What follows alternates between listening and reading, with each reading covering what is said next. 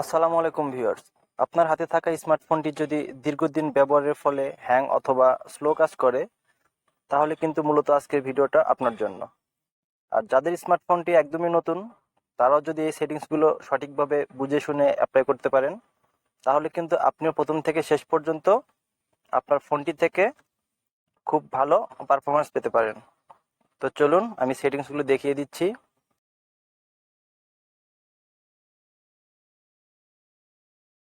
তো আমাদেরকে চলে যেতে হবে ফোনে থাকা সেটিংসে।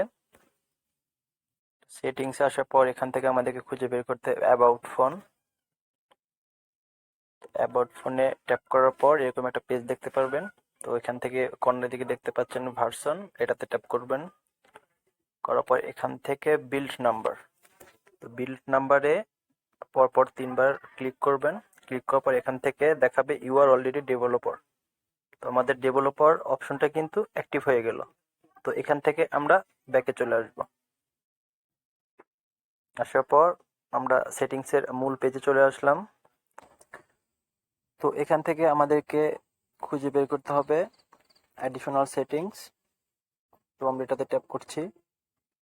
ট্যাপ করার পর এরকম একটা পেজ চলে আসবে। এখান থেকে ডেভেলপার অপশন আমরা এটাতে ট্যাপ করব। ট্যাপ করার পর ডেভেলপার অপশন পেজটা ওপেন হয়ে গেল। তো আমরা এখান থেকে স্ক্রল করে নিচের দিকে আসব।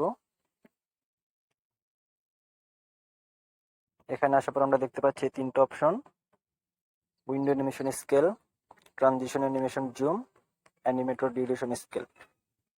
তো বাই ডিফল্ট আপনার ফোনে কিন্তু এগুলো 5x, 2x, 10x পর্যন্ত দেওয়া থাকতে পারে।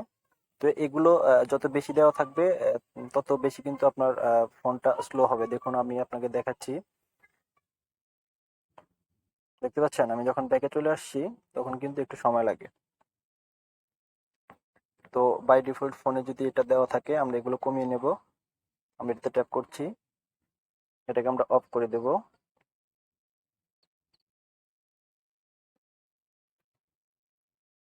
তো এই 3টা অপশন কিন্তু আমরা অ্যানিমেশন অফ করে দেব। তো আমরা যদি এই 3টি অপশন অফ করে দিই তাহলে কিন্তু আমাদের ফোনটা অনেক ফাস্ট কাজ করবে। যখন আমরা ট্যাপ করব তখন কিন্তু সাথে সাথেই ওপেন হবে। আমরা যেটার উপরে ক্লিক করবো সাথে সাথে কিন্তু ওপেন হবে। এবার আমরা চলে আসবো আমাদের মূল সেটিংসে।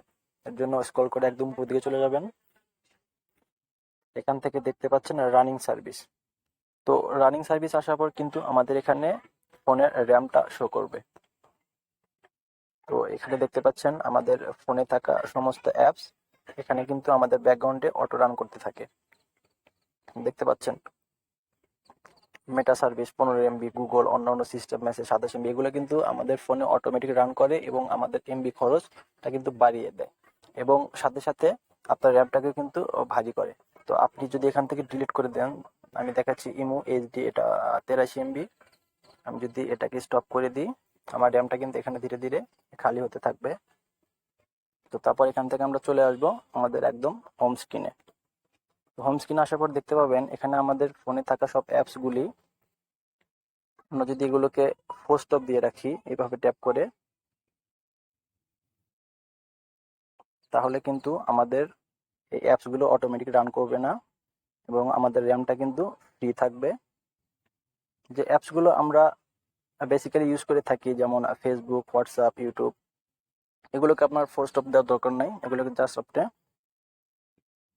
ডাটা ইউজেস ডিটেলস এটাতে ট্যাপ করবেন। তারপর এখান থেকে ক্যাশগুলো আপনারা ডিলিট করে দিতে পারবেন। ডিলিট করলে কিন্তু আপনার ফোনটা কিন্তু অনেক ইজি কাজ করবে।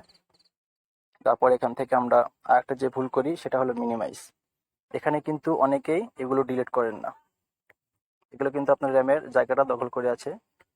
তো আপনারা একটা একটা করে এভাবে ডিলিট করে দিতে পারবেন, অথবা ক্লোজ হলে চাপ দিলে কিন্তু ডিলিট হয়ে যাবে। তো এইভাবে যদি আপনারা আপনাদের ফোনটিকে যদি সেটিংসগুলো ঠিকঠাকভাবে অ্যাপ্লাই করেন তাহলে আপনার ফোনটা কিন্তু কখনো হ্যাং এবং স্লো হবে না। তো এটাই ছিল আজকে ভিডিওর মূল বিষয়।